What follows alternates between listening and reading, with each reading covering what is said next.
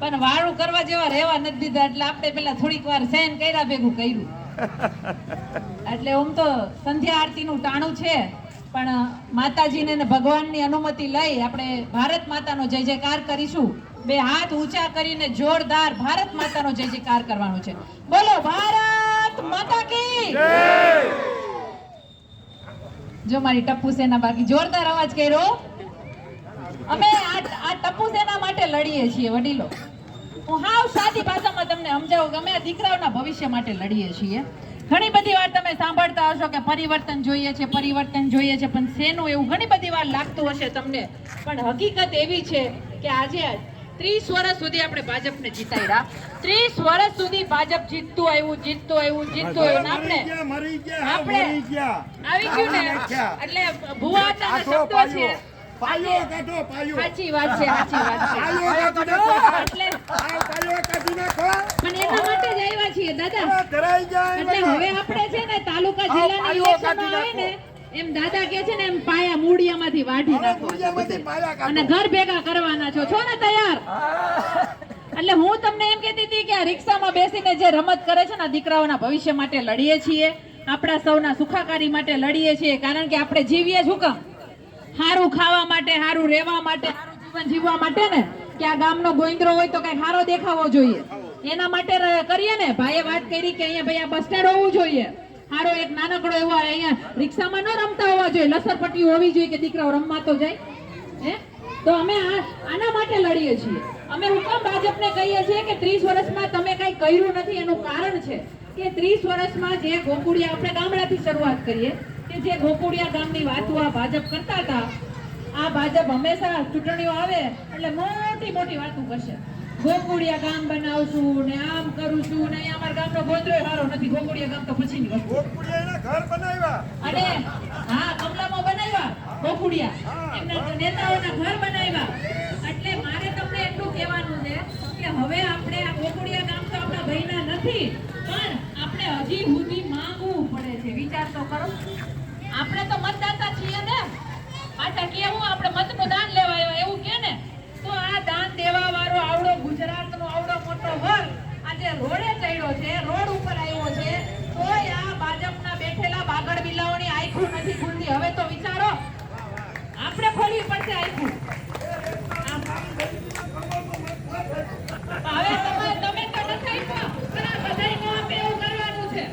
આ બધાય નો આપે એવું કરવાનું છે. એટલે મારે તમને એ કહેવું છે કે આપણે બધાય લૂંટા છે. ખેડૂતોની વાત કરીએ તો ખેડૂતોને લૂંટા છે. લાઈનમાં ઉભા રાખ્યા ને એ વાતો કરતા હતા ડિજિટલ ઇન્ડિયાની, તો કાં કમ્પ્યુટરના ડબલા હાલતા નથી? તમે માંડવીના ઓલા રજીસ્ટ્રેશન કરવા લાઈનમાં ઉભા જ ના ઉભા? ભાઈ હમણાં કીધું ને, ઊભું પડ્યું ને. તો અમે એમ કહીએ છીએ કે તમારે વાતો મોટી મોટી કરવી છે, ડિજિટલ ઇન્ડિયા બનાવવું છે. શબ્દો તો એવા ભારેખમ વાપરે ને કે આપને એમ લાગે ઓહો આનાથી મોટું તો કોઈ છે જ નહીં. આનાથી મોટું તો કોઈ છે જ નહીં, આપણને એવું લાગે. એટલે મારે તમને એ કહેવું છે કે ઈ લાઈનમાં આપણને ચૂંટણીઓમાં તો ઊભા રાખે છે, નોટબંધીમાં ઊભા રાખ્યા, હજી પણ માંડવીની લાઈનમાં કે તમારે માંડવી વેચવી હોય તો લાઈનમાં ઊભા રહ્યો કે. તો આપણે કેદી સમજશું કે આ બધાય આપણને લાઈનમાં ઊભા રાખ્યા, આપણને બરબાદ કરી નાખ્યા. હવે આપણે આને છે ને મત આપવા માટે લાઈનમાં નથી ઊભી રહેવું. આ વખતે આપણે હાવેણાવાડી કરવાની છે. આ વાત કહેવા માટે આવી છું, હાવેણાવાડી કરવાની છે. અને હાવેણો ફેરો તો વિસાવદરવાળી કરવી, હાવેણાવાડી તો કરવી પડે ને. એટલે મારે તમને એ કહેવું છે કે વિસાવદરવાળી કરવી હોય તો હાવેણો લઈને આપણે બહાર નીકળવું પડશે. એટલે તમારે હાવેણાવાડી કરવાની છે. હું તમને વાત સમજાવી દઉં કે ખેડૂતોના દરેક વસ્તે, ખાલી ખેડૂત જ નહીં, ખેડૂત તો પાયમાલ થયો, વિઘાઓ થયા કે નહીં કયો છો? ક્યાં ને કોઈક મારા જેવા, મારા ટૂંકમાં દાદા જેવા કોઈક મજબૂત હશે તો છોકરાઓને તો કીધું હોય ભૂખા મરો નથી વેચો વીઘો મારો. પણ બાકી વીઘા ઓછા થઈ ગયા, આપણા વીઘા ઓછા થઈ ગયા. આપણે દીકરાઓને વરાવા પૈણાવા હાટું હવે ગામડામાં કોઈ દીકરીઓ નથી દેતી. શું કહીએ કે સિટીમાં રહેવા જાય તો આવે દીકરીઓ. એટલે આપણે દીકરાઓને અહીંયા વીઘા એકનો ડેલો મૂકીને ત્યાં ઓયડીમાં રહેવા મોકલીએ. આવી કઠણાઈઓ કોને ઊભી કરી? ભાજપે. બાકી ગોકુળિયા ગામડા કરી દીધા હોત, સારો પાક થતો હોત, વર્ષે થોડીક ઉપજ થતી હોત તો આપણા દીકરા ક્યાં દેખી થવાના હતા? સારી નિશાળો કરી હોત. છે દવાખાનું કે નિશાળ કઈ આપણું ઠેકાણું છે? ક્યાંય નથી. જોવા છોકરાઓ રાયડું પાડે. એ છોકરાઓને ખબર છે. અને ભાઈ હમણાં બેઠા કહેતા હતા, હું તમને કહી દઉં કે આપણે પ્રાથમિક શાળાઓમાં મજબૂર થઈ ગયા ભણાવીએ છીએ છોકરાઓને. હું તમને આની બરબાદી કહું. પ્રાથમિક શાળામાં જે છોકરાઓને ભણાવીએ છીએ એ છોકરાઓને માનસિક રીતે આપણે જ બરબાદ કરીએ છીએ. કારણ કે પ્રાથમિક શાળાવાળા શું કરે ભાઈ, સારું રિઝલ્ટ દેવું હોય, આપણો કોક જ પ્રામાણિક હોય. બાકી શું કે મારી નિશાળ ઓલા ભાઈના નિશાળ કરતા ઊંચી આવી જોઈએ, શું કે ઊંચી આવી જોઈએ, પહેલો નંબર આવવો જોઈએ. એટલે આ બધાય આપણે લૂંટવા હાટુથી, આપણા પૈસા આપણી ફીઓ લૂંટવા હાટુથી આપણા છોકરાને પહેલો નંબર આપે, બધાને પહેલો આપે. 9મા ધોરણ સુધી પહેલો આવશે, 10મામાં જેવો આવ્યો ને એવો આપણો હીરો સીધો 50% ભૂગી જાય. વિચાર્યું હું કામ થાય? ઈ પહેલો નંબર અત્યાર સુધી એની સ્કૂલને આપતા હતા, આપણા દીકરાને નહોતા આપતા. આ વસ્તુ તમારે સમજવાની છે. તમને સમજણ પડી ને? હું કહું છું એટલે અમે કહીએ છીએ કે પ્રાથમિક શાળા હારી બનાવો. ત્યાં કોઈને એવું ન હોય, ત્યાં જેવો દીકરો હોય છે ને એટલા જ માર્ક મળશે. પણ અહીંયા તો એની નિશાળોને હારી બતાવવા હાટુથી આપણા દીકરાઓને હાચી જે ગુણવત્તા હોય ને, આપણો હીરો કેટલાનો છે ને આપણે સામે આવવા ન દે. એટલે આ ખાલી પૈસા જ નથી લૂંટતા, આ આપણી પાસેથી આપણા છોકરાઓનું ભવિષ્ય લૂંટે છે.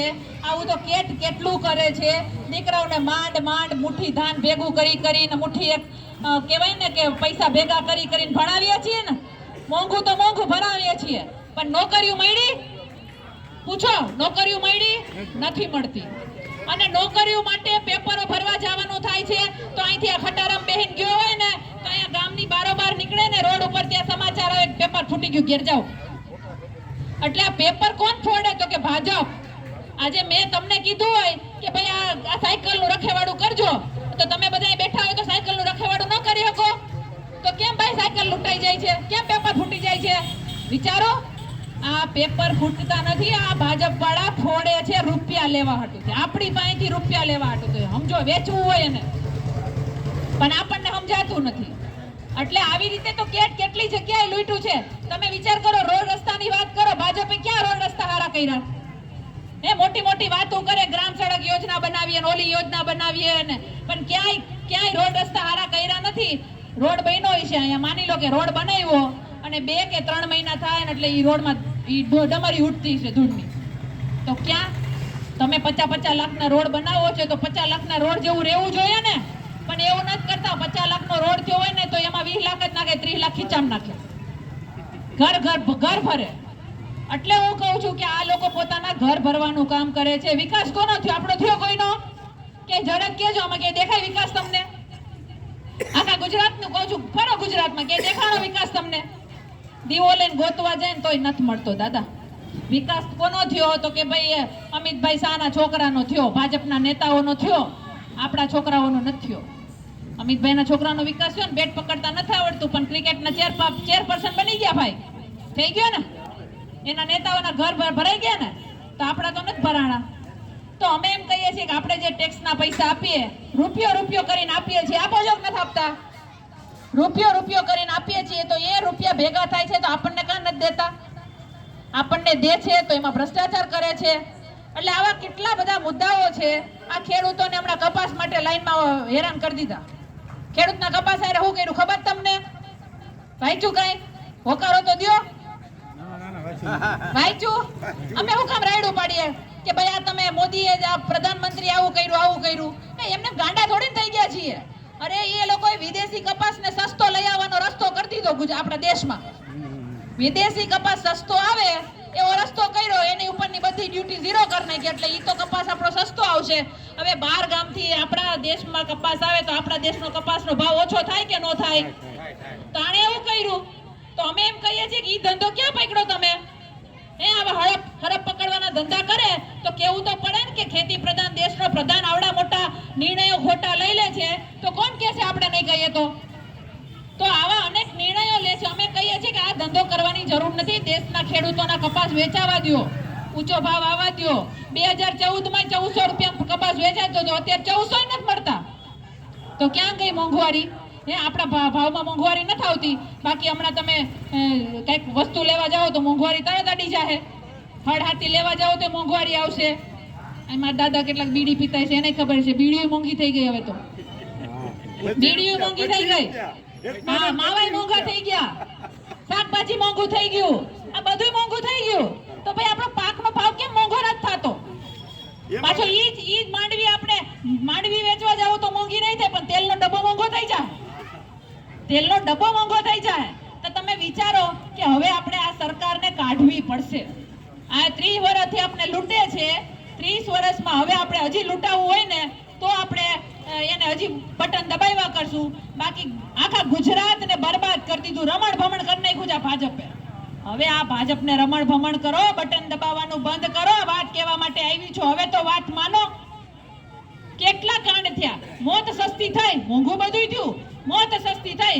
હરણી કાંડ થયો વડોદરામાં, કેટલા મર્યા બોટમાં. એ લોકો નહોતી ખબર પડતી, હમણાં કોઈ નેતાને બેહાડ્યો છે બોટમાં, બેહાડતા પહેલા 10 વાર ચેક કરે કે કઈ વાંધો નથી ને.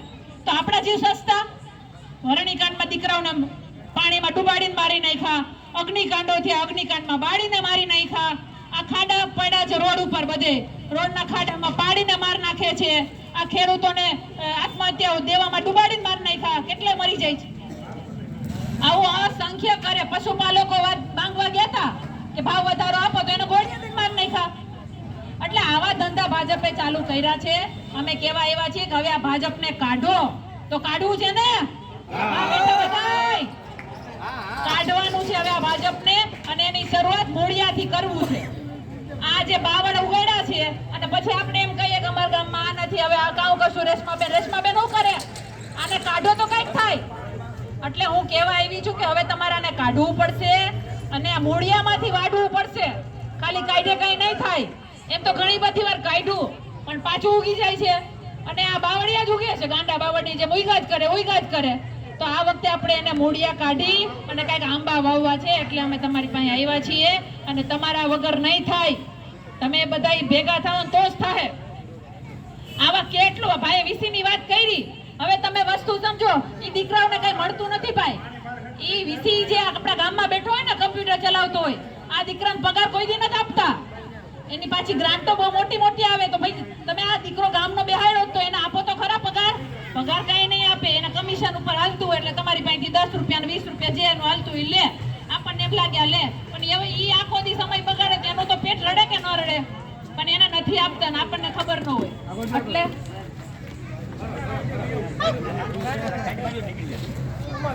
બેઠા રહેજો.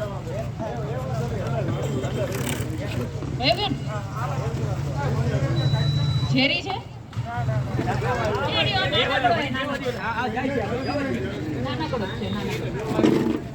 સિંહાણામાં કે નાગર થોડી ઝેરીલી હોય. બોલો બોલો બોલો, ચાલુ કરો. હવે બેહી જાઓ બધા. બેવ કઈ નથી, નાનકડો જ છે. અરે મોટો હોય તો આવડે ભાજપને મૂકી વઈ રહ્યો એમ નહીં. આ ભાજપ વાળા મદારીના ખેલ કરે તો થોડા ખાર બોલ્યા વિધાનસભામાં છોડીએ તો કામ થઈ જાય. શરૂ કરો. હાલો હવે મારે તમને એટલું કહેવાનું છે કે હવે અમે પાછા અહીંયા આવશું નહીં આવશું એ તો હવે ભવિષ્ય બતાવશે. પણ આપણે હવે આ જે વિધાનસભામાં હથપોલિયા બેહાડ્યા છે ને, આ બધાને ઘેરે બેહાડવાનો સમય આવી ગયો છે. એટલે અમારા ભાઈઓ તો અહીં સાપ ને કાઢે, પણ વિધાનસભામાં કાઢવા પડશે ને. આખલા બેહાડ્યા ધોઈના જ કરે પણ કામ કઈ કરતા નથી. એટલે 156 જે બેહાડ્યા છે ને, અને 156 છે તો સંતોષ નથી. એટલે આમ આદમી પાર્ટીના એક બે કરીને લઈ જાય છે. એટલે મારે એટલું કેવું છે કે પરિવર્તન તમારે લઈ આવવાનું છે, અને આ પરિવર્તન મત આપીને કરવાનું છે. તો આપો છો ને વચન બધાય? આ વચન લેવા જ આવી છું. એટલે વધારે વાત હવે નથી કરતી, કારણ કે આપણા સભામાં હવે અહીંયા તો નાગદાદા આવી ગયા છે. પણ એની તો પણ હું ભાઈ એટલે હા નાનું એવું છે, પણ કઈ વાંધો નહીં. એટલે હવે કઈ વાંધો નહીં. હવે વારું નું ટાણું થયું છે અને ઘેરે જવું પડશે, નહીતર પાછા ઘેરે બડો લે.